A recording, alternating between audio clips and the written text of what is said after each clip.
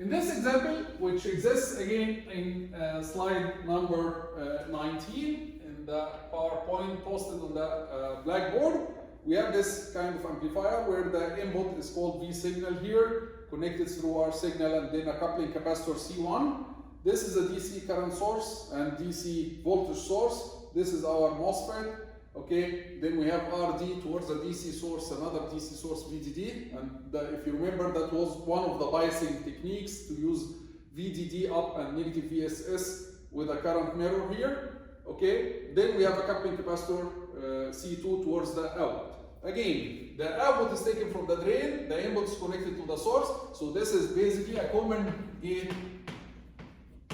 amplifier.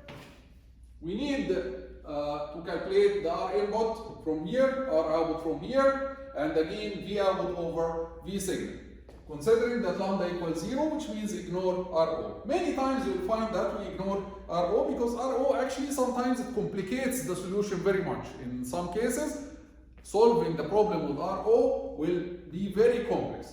So many times you'll find that we ignore RO, but sometimes we take it into account, like the first example, where it was easy to solve the problem with RO.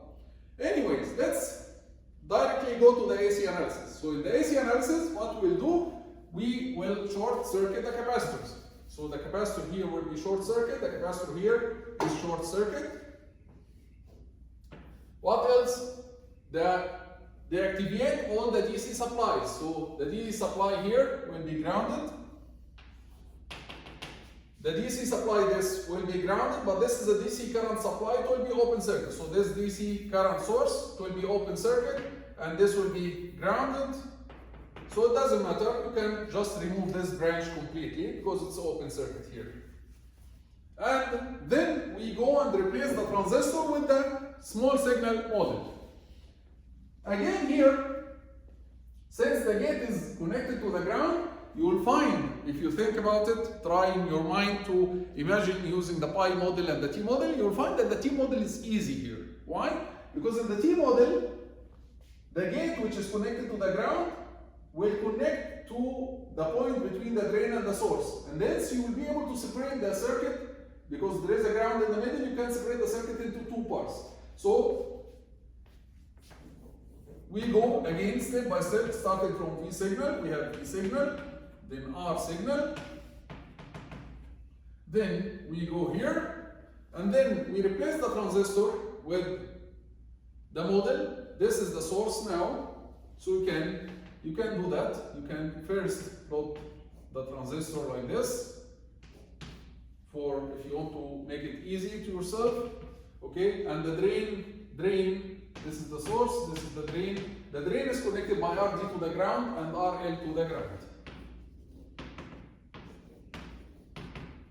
Very similar to the previous one. This is V out, and then you replace the transistor with the T model. In the T model, you have a current source, GM VGS. The gate is connected here to ground. This is our gate.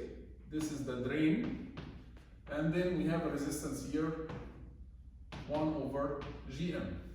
Again, since this point is connected to the ground, you can separate the circuit into two parts. One part to the right and one part to the left. So you can do the following. You can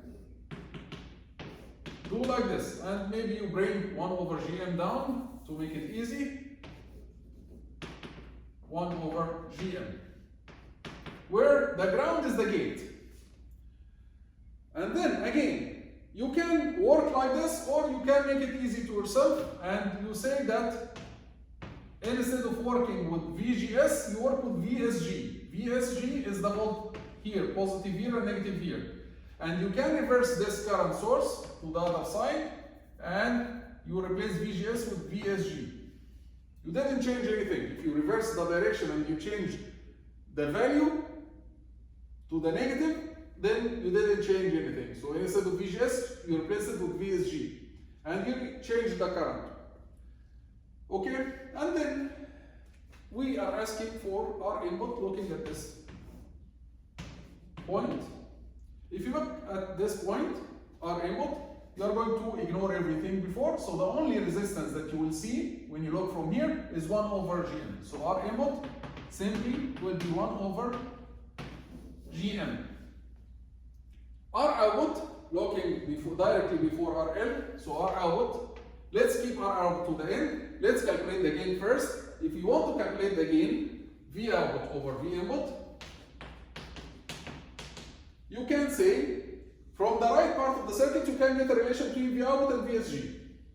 From the left part of the circuit you can get a relation between VSG and V signal, right? So you divide the gain into V output over VSG multiplied by VSG over V signal. V output over VSG, how can we calculate it? V output equals this current multiplied by the two resistors in parallel, right? This current will go in these two resistors in parallel. So you can say that V output equals Gm VSG multiplied by the resistor RV parallel with RL.